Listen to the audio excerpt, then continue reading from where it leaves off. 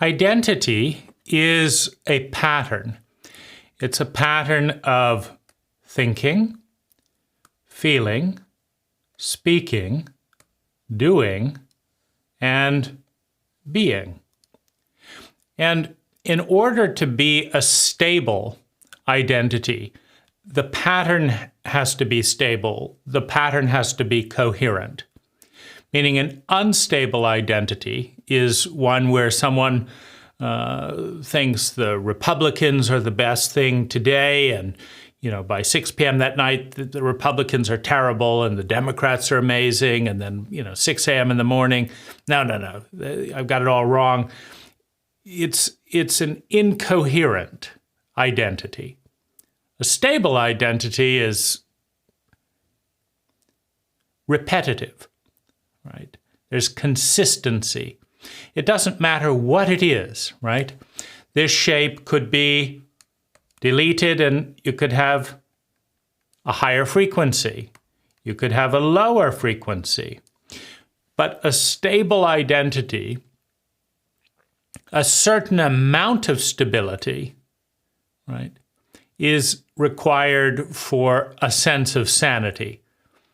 Meaning, even if we can follow along, the threads that lead us to change our point of view every 6 hours, other people will generally not be able to follow along. I don't even want to hear what you have to say. It'll be different in a few hours. And so I don't want to relate to you. Rather than, you've held this point of view for a number of years. You've got various points about it.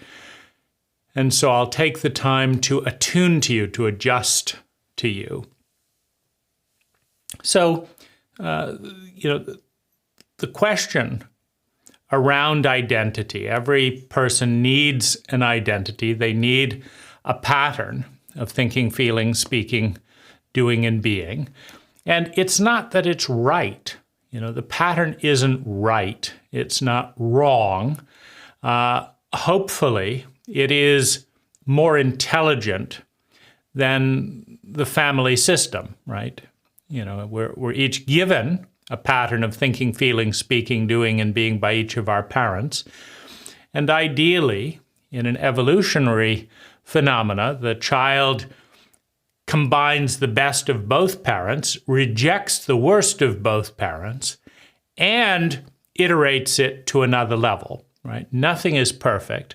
And so you can always take any pattern of thinking, feeling, speaking, doing, and being, and you can make it more intelligent, meaning that it generates more sustainable well-being for a given amount of effort of living that identity.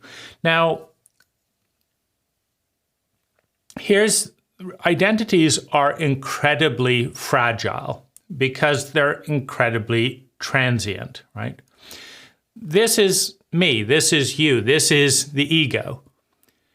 The I that identifies, that holds on to this pattern and says, this is me. I think this, I say this, I do this, this is my way of being. I feel this is me. The I identifies with the pattern. And then there's a sense of I, right? But, if you look at patterns of energy, a thought is a pattern of energy, a feeling is a pattern of energy, a behavior is a pattern of energy, a way of being is a pattern of energy, right? These are just patterns. And the reality is that reality is very, very big, right? And so this pattern has a certain amount of charge. The I that we identify with has a certain amount of charge.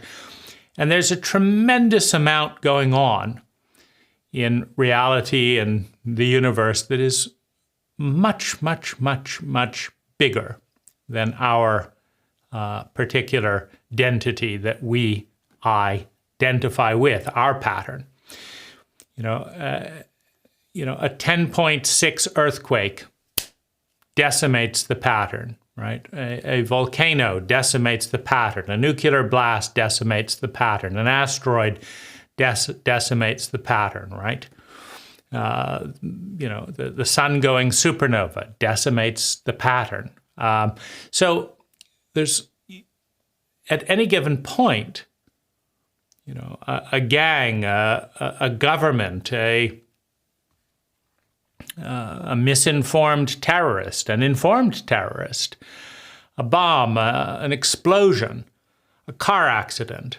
All of these things can rupture, can dissolve our pattern of thinking, feeling, speaking, doing, and being to such an extent that, the body loses coherence, or that the mind loses coherence, or that the heart cannot process the amount of emotion and dissociates, right? So we're very fragile. Now, there's a couple of different responses to that fragility. One is control. So, you're affecting my identity. I can't think clearly. So I've got to control you. So, this can be done at a very small scale. For example, I can't maintain this pattern of thinking, feeling, speaking, doing, and being with background noises, right? A leaf blower starts, the dog barks, my wife chats with her friend, and my concentration on this presentation dissolves, right? So I can't think with background noise. That's how fragile this particular pattern of thinking, feeling, speaking, doing, and being is. Just little background noise and it dissolves. And so control is one of the kind of responses to try and restore stability, to gain control of one's own identity by controlling the environment, right? So how does that work? Well, I have a special room. It's further back in the house. My wife knows what to do when I'm making a video and what not to do. The dog rarely barks, right? And there's certain times of day that, noises are much less prominent. And so within those windows of control, this identity is very comfortable, right? It's easy to think, feel, and speak and do this with no background noise, with no rain falling on me, et cetera, et cetera. So control works on a micro level. There's a certain sphere of influence we have, and it's very important to understand that, without that control, if there's no roof on this room, it's raining outside right now. And so if there's no roof on this room, this identity collapses, right? I think, what am I doing in the rain trying to, talk about this stuff? This makes no sense. And this video doesn't get made. So control is kind of often the first ego response to try and hold on an identity. Now, this is also where there's a little bit of a battle, right? Because the ego wants to control everyone else so that we can be the person we want to be in the way that we want to be, right? And it would really be wonderful. We could all be the people we wanted to be if we could just control everyone else in the world to be the way that we wanted them to be, right? So, if I could, for example, I want to be a cheerful clown, for example. Well, if everyone would just agree to see me as a cheerful clown and say, wonderful, and the weather would stop and people would congregate in a certain time in a certain place, then I could be a cheerful clown, right? Wonderful. Or if everyone would read my book, I could be a best-selling author, right? And so this is kind of, this limited success in a short term or a narrow framework of, if I control this, this, and this, then an identity works.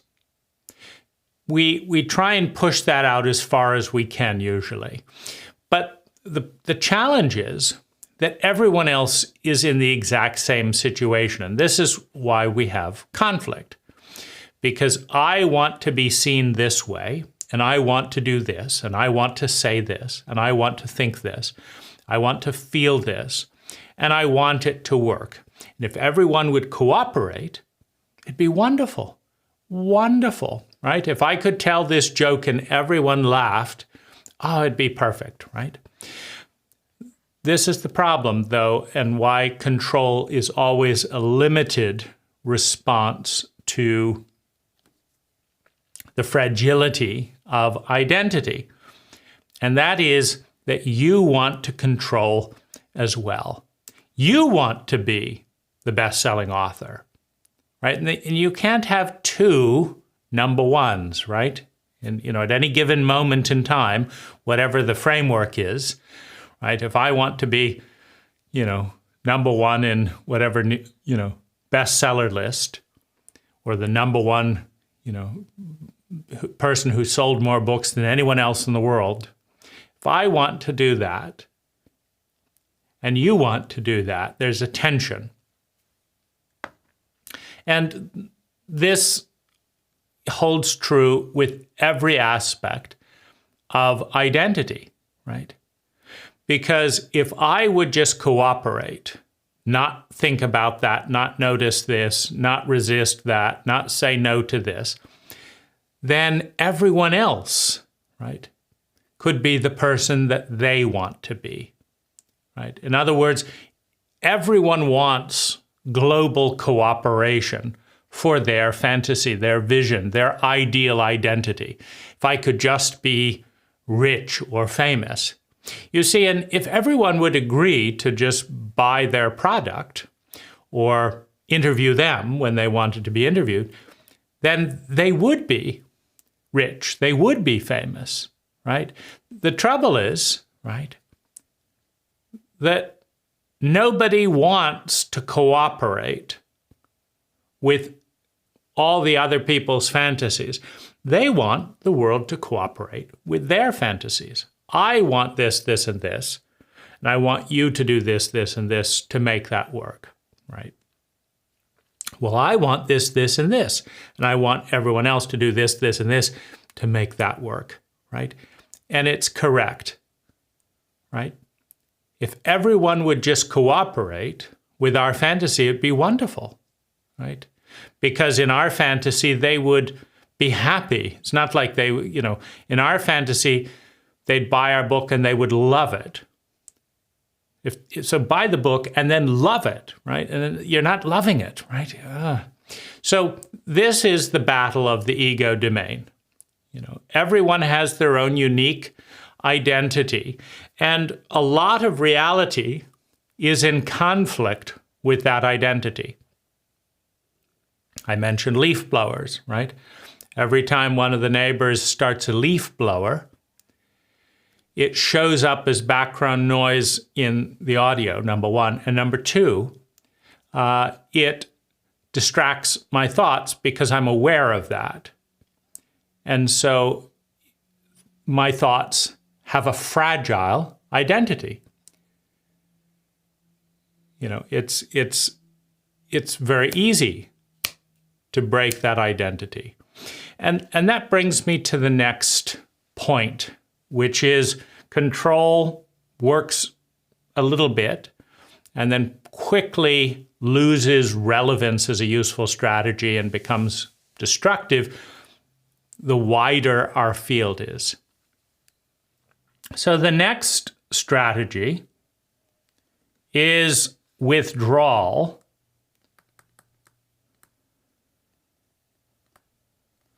Right? So we can withdraw from, we can't control this noisy party, we want quiet, we leave the party. Now we have the quiet identity. So we have withdrawal. We also have creativity. I don't like what's going on. There's too much drinking here, too much alcohol. I don't like this and this. I'm going to create a party without alcohol, right? I'm going to create a place that nurtures the identity that I want to facilitate. So we have control, we have withdrawal, and then we have creativity, creating something new that didn't exist before. I want to have this experience. I can't have this experience in this environment. But believe it or not, you can't have a very peaceful experience when 5 people are fighting next to you, right? Number one. And number two, you can't control all the wars and fights in the world. Please, I'd like to have a peaceful environment. Would you just stop this war for a month while I'm on vacation? So we can't control the world.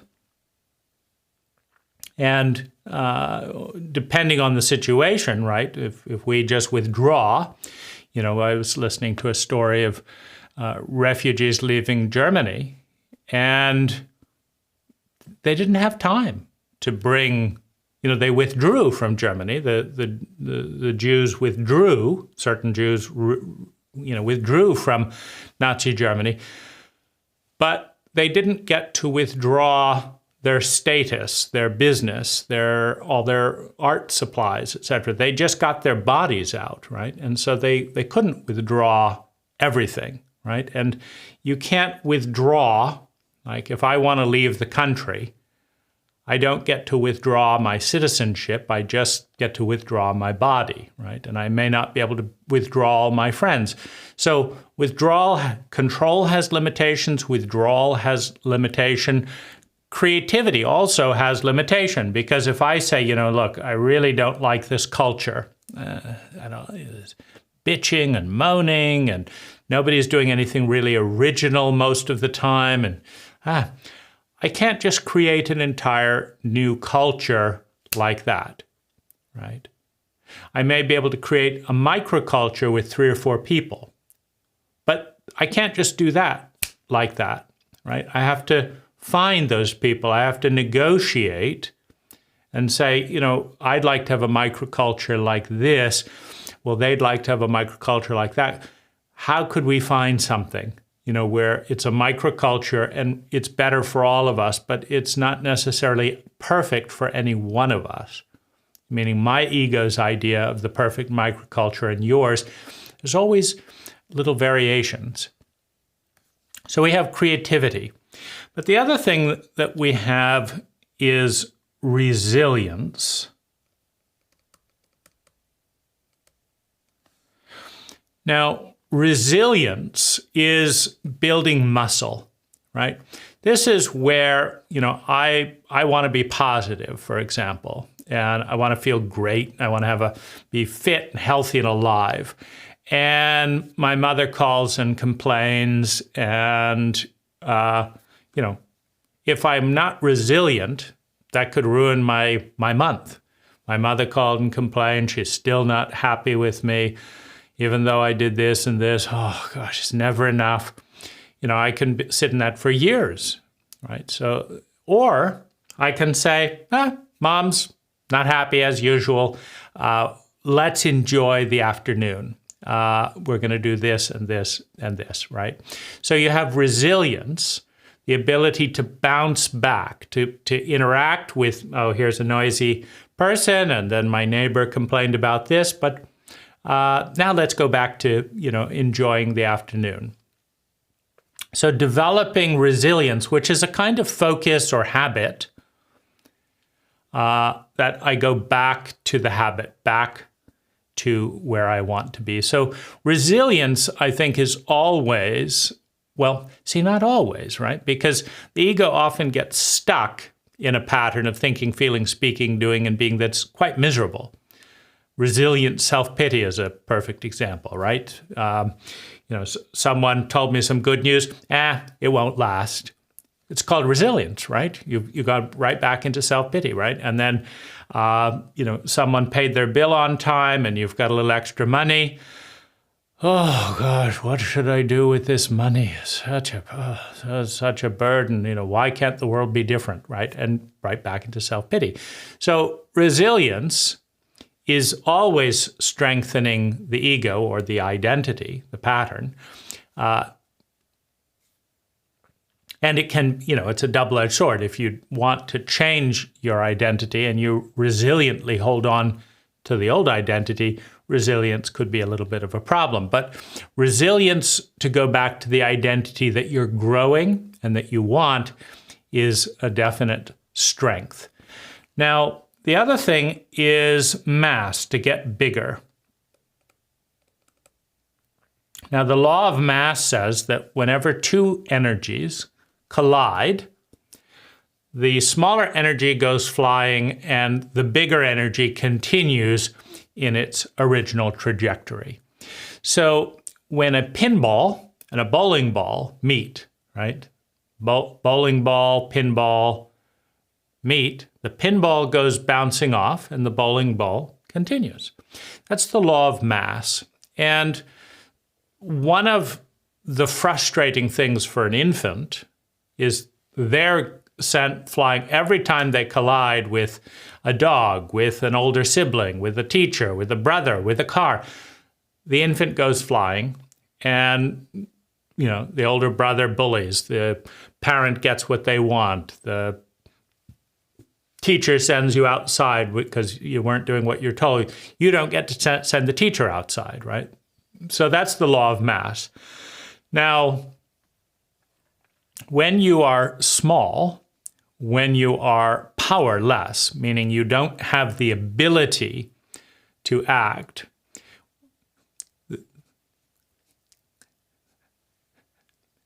there's frustration, anger, hatred, despair. These are all impotent. Like, I want this, but I have no money. I want that, but nobody will give it to me. I want to push for it, but I'm too small, right? Impotence, anger, frustration, hopelessness, helplessness, despair. If we are too small, meaning we're clear on what we want, but we have no agency, no power, no money, no skills, no attraction, no cooperation, no allies, no mass in body, right? It's an incredibly frustrating experience because we can't create the identity and we can't defend the identity because we're too small, because of the law of mass, right? Now, there's a couple of different ways that we can change this dynamic in a way to create joy, happiness, satisfaction, etc. And all of them involve competence, right? And so competence is the answer, growing competence. Competence to make money, competence to save money, competence to invest money, competence to spend money, competence to reinvest money, right? So those are competences that grow money, which is a very potent symbol of power, of mass in this size, because we happen to live in a reality where a lot of people are willing to change if there's enough money involved, right? You look at, take 100 random politicians as a statistic, and 70% of the politicians or more will change sometimes 180 degrees if there's enough money involved, right? Others will just change 10%. Okay. As long as it has some benefit for my constituents, I will take the bribe that keeps me in power. I won't go against my constituents. I mean, I'm not, no matter how much someone pays me, I'm not going to take a bribe to kill everyone. But, you know, if this corrupt contractor gets the contract, and the contract creates some jobs, and it's generally good for the environment that thing happens, I'll take the bribe and let them, embezzle 50% of public money, right? And it's not the worst thing, but I'm in power, and, So there's 70% of politicians will be corrupted. 70% of doctors will take money from drug companies, etc., to steer people to a slightly more expensive drug that also seems to be good for patients, but it's not really the best thing for the patient, but it's the best thing for the drug company and the doctor and has some benefit for the patient, right? And, and teachers will take a bribe and parents will take a bribe, right? If you'll, just get off my back and take care of my kid, if you abuse them a little bit, I don't want to deal with it, right? Because I need to get some work done. And, and so it's not perfect, but it's at least okay, right? It's just the way things are, right? So growing, of course, money then increases influence. Similarly, right? If I'm, 4'1" and very weak and can barely walk and depend on everyone, and I want to create this distinct identity, this distinct reality, I can't do it, right? Because, I need all these people's help and they're busy. They want to watch TV, but I want to go on a walk right now. Yeah, but I want to watch TV. So your identity of going on a walk doesn't happen. So you build muscle, right? I'm going to go to the gym. I'm going to become tougher so that I create more of what I desire, right?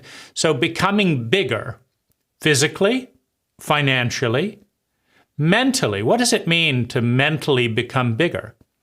Well, I have this kind of vague idea that's different from other people's idea. And the scientists laugh at it and say it's not scientific. And I don't know anything about science, so I can't show that it is scientific, right?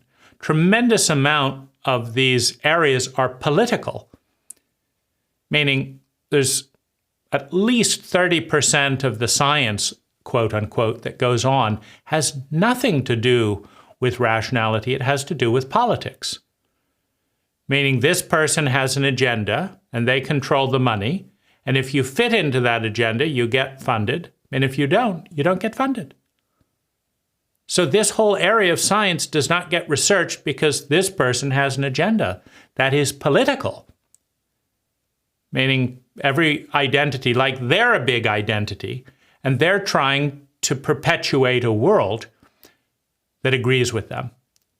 Right? Every ego has a pattern, and their ideal is a world that echoes their pattern, even if it's wrong, even if it's unbalanced, even if it doesn't line up with the best data set.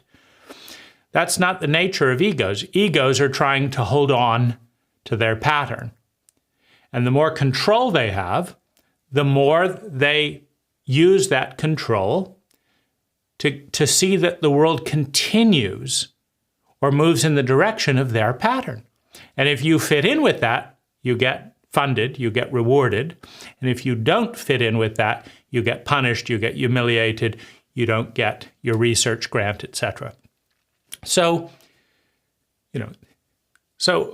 but if you at least develop the competence to speak in scientific language, you could do a study, for example, of the misappropriation of funds by, this professor, by this chairman of the board, by this government, right? That these are the areas of interest in the scientific arena that relate to global well-being. And these are the areas that are getting 80% of the money, and these areas are getting nothing. And that's unscientific, right? That's stupid. But it is consistent with ego agendas, right? And so if you develop scientific competency and study and report that data, you may have influence, right? If you can't even write, you have no influence, right? It's not that the person who writes has a better identity than you. They have competency in an arena of power, right? Because they can write and sway the opinion of other people who can read, but you can't write. And so there's a disadvantage, right? So this is the healthiest form of infinite response, meaning you cannot control the entire world. You cannot withdraw from the entire world. You cannot create without competency, etc., and you cannot create it all at once. And your resilience is also an infinite continuum to bounce back, but ultimately, what creates satisfaction and allows contribution from your unique perspective, your unique pattern of thinking, feeling, speaking, doing, and being, is to get bigger, to have your mass get bigger. Now, another quick analogy to understand that is swimming in the ocean. You're 2 years old, you wander into the ocean, there's a 2-foot wave, you get knocked over, get salt in your eyes, get salt in your mouth, you scream, the wave is loud enough that you have a small voice, you didn't get heard, you almost drown. Horrible, horrible trauma. You get out of the ocean, you don't want to get anywhere near the water, right? And that's withdrawal, basically, trauma and withdrawal. However, you're now 18 years old. You have a fit, strong body. You know how to respond. You take swimming lessons. You swim in a lake, you swim in a swimming pool. It's fun. You develop more body muscle. You enjoy it. And now your friends go to the beach. Now, your trauma memory will say, I don't want to be anywhere near that water. But that's when you were 2 years old. Now you're bigger. You are capable of withstanding the swell. Not only that, because you are competent, because you are bigger, because you don't breathe into your nose, because you shut your mouth, because you close your eyes or use goggles, you don't have salt water, making it an unpleasant experience, number one. Number two, the waves are exciting. And see, this is the issue of scale. If you will get big enough, everything is exciting, right? If you will get big enough, everything is exciting. If you're a trillionaire and you're competent, a global recession is exciting. Okay, I know this cycle, we're dealing with the long-term debt cycle, we're dealing with the interest rate cycle, we're dealing with the inflationary cycle. Here's what we do, and then this energy gets even bigger, right? It's no problem. If you are paycheck to paycheck and inflation goes up and now you're $200 short on food. Do you cut out broccoli? Do you cut out pasta? What do you cut out? It's devastating. $200 a week is devastating. But not if you're a billionaire. Not if you're a trillionaire. $200. It's just part of the wave. It's part of the wave, right? So reality is going to continue to be big. The earth is going to be trillions of times bigger than you are. The financial system of the world is always going to be bigger than your financial system. The universe is going to be way bigger than you are. The world sentiment, the crowd mentality, all of these things are going to be bigger than you are. But the bigger you become in relationship to them, the bigger you become, that's the variable, the less those tides will crash your identity. Right? If you have a few $100,000 in a bank and you lose your job, it's not like, oh, I can't drink coffee. I can't go to my meditation every Sunday. I can't do this. No, you can do all that. You just can't go to work and make X amount per year for some period of months, right? And so increasing your competency to communicate, to connect, to make money, to invest money, increasing your competency to create, to design, to organize, to create a stable identity, in giving yourself backup plans. All of these things help create a stable identity. And the stabler and more secure your identity, the stabler and more secure the ego. The I that is trying to desperately hold on to a stable pattern in an ever-changing world feels more and more secure. The more and more secure the ego feels, the more open it is to consider transcendent experiences, to voluntarily let go of control. Interestingly, in the sex world, it is top CEOs that are making the most money and who have control of tens of thousands of lives that enjoy dominatrix BDSM. So what you'll find is if you're a typical person feeling totally helpless, like I could lose my job, I could run out of money, I don't have enough money for healthcare, that's a typical person in much of the world. You feel out of control all the time. So the idea of paying someone $5,000 a day to make you feel out of control and helpless is why would I do that? I feel out of control all the time. But what's interesting, if you take a top CEO or some of the highest, most influential people in political power circles, and they want to spend an afternoon balancing, creating something interesting, right? They'll often hire a dominatrix, someone who will make them feel completely powerless, worthless, small. And that's interesting for them.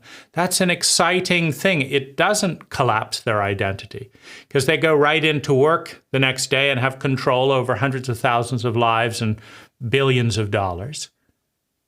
And that's stable.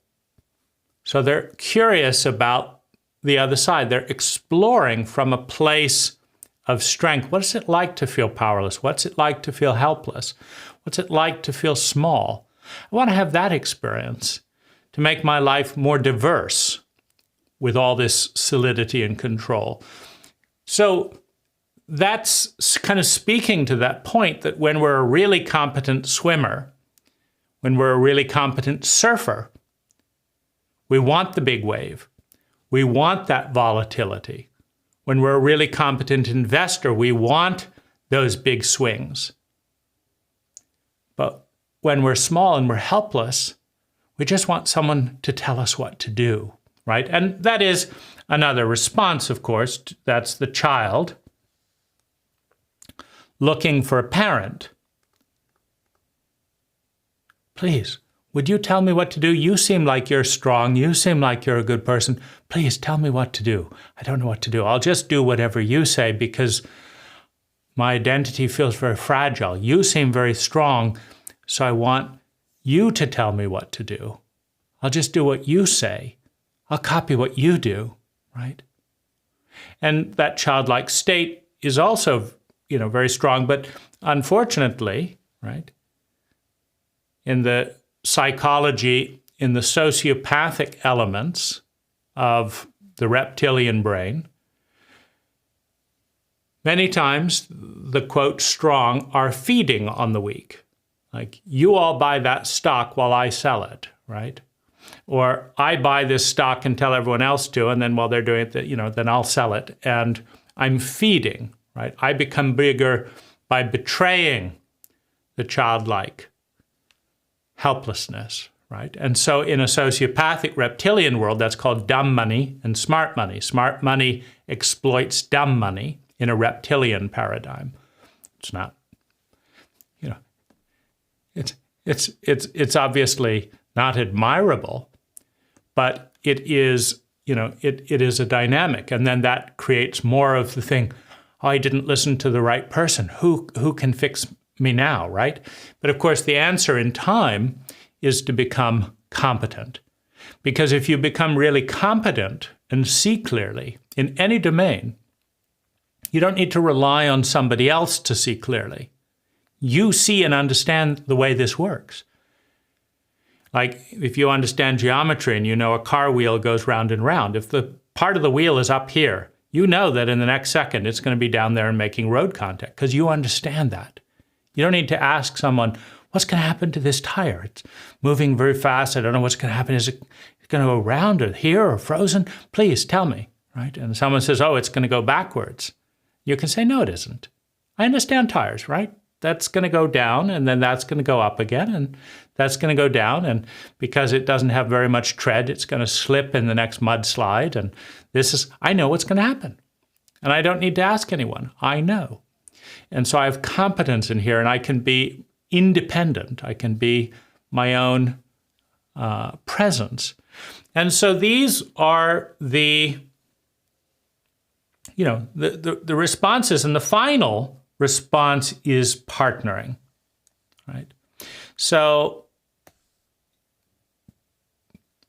we'll just put that up here maybe. As you get good at speaking, at communicating vision, at understanding things, as you get competent enough to connect with other competent people, you can partner, you can become a part of an identity, of a pattern of thinking, feeling, speaking, doing, and being that is bigger than you, that is a shared identity. And you can can get bigger in size with that partnership. So first you get bigger as an individual so that you're worth partnering with. And then you find other people that are worth partnering with, which you will recognize once you are worth partnering with, right? Because you're not going to be able to tell who's a good person to partner with if you're not a good person to partner with. A good person to partner with is someone where the project synergizes as a result of two or more. That means we combine you, and it's not we get 90% of both of us. You get 300% of both of us. I'm 100%, you're 100%, and together we get 300%. Right? And once you're competent, you can partner with other competent people that you can see, this is competent. This person knows what they're doing. And as a result, you can get synergies. Now that's the ultimate expression of competence, to have synergies, to have multiple people partnering in a shared goal, a shared vision, etc., that creates a bigger mass for each one of you, creates more resilience for all of you. And then as you get bigger in that shared partnership, the world's threats to our pattern of thinking, feeling, speaking, doing, and being reduce. Now, one other final area that takes a secure ego in order to kind of open up to is flexibility. Meaning, the ego is so fragile in many ways that, starting off, we just want to hold on to something solid. I'm buffeted this way, I'm buffeted that way, and finally we find something that seems relatively solid, and we do not want to let it go because it feels stable, right? Thank goodness I found something that's stable. So in that phenomena,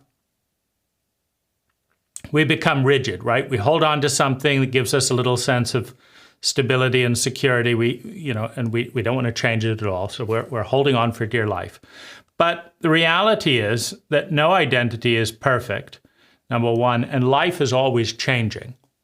And so flexibility, saying, I used to use a dial phone, then I used a punch button phone, then I used a cordless phone, and now I'm going to use a cell phone. In other words, I used to have this pattern, then I developed this pattern, then I developed this pattern, and now I'm doing this pattern. And I've changed my pattern of thinking, feeling, speaking, and doing intelligently, consciously, in response to what is. So that my pattern of thinking, feeling, and speaking, doing, and being is not at war with the changing world. Like everyone else is moving here, and I'm not going to change. I'm not going to change because this was the one stable thing I finally found, and I don't want to face the chaos and the unknown again, and so I'm not going to change. I'm not going to change, right? So a traumatized rigidity becomes inflexibility that will eventually snap. It may or may not snap in a given lifetime, but over time, any rigid pattern of thinking, feeling, speaking, doing, and being will be exposed to new patterns that are like giant tides within the culture that move in.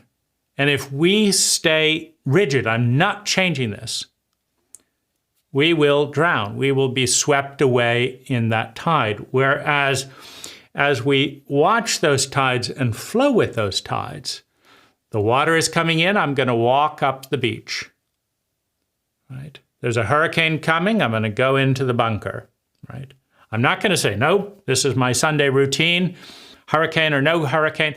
The ego loves to hear those stories, right? They refused to move out. Everyone else left the town. They held on and did exactly what they did, and no one was going to scare them away, and they survived. The ego loves it, right? See, I can just do whatever I want to do regardless of what's happening, and wonderful, right? But that's just some statistics, right? What happens when the ego refused to move town and died? What happens when the ego, like, the Jews in Germany, there's a dictator coming into power, there's a dictator slowly curbing power, and we don't want to change our business, right? And then death, as opposed to, we don't want to change. It's not fair. It's not right. But we're leaving the country, right? And we're going to build a new pattern of thinking, feeling, speaking, doing, and being in a new place. And it's not going to be ideal, or maybe it'll be better. That remains to be seen. That's largely up to competence and the situation. But we're willing to change with the tide. We're willing to walk out of the ocean bed as the tide comes in so that we don't drown. We're not frightened of change. Right? We understand that there's destructive change and there's constructive change, and we're willing to bend. And so that creates stability, because when you're not willing to bend, you come up to edge and you just snap. Because at some point, you just can't withstand the enormous energy pattern that's all around you, and you're the only one refusing to change. At some point, your identity snaps. So hopefully you've enjoyed this exploration of identity and some of the various responses, so that your ego, your I, can identify some of the paths that may be good for its evolution. We need a certain amount of stability, and we need a certain amount of flexibility.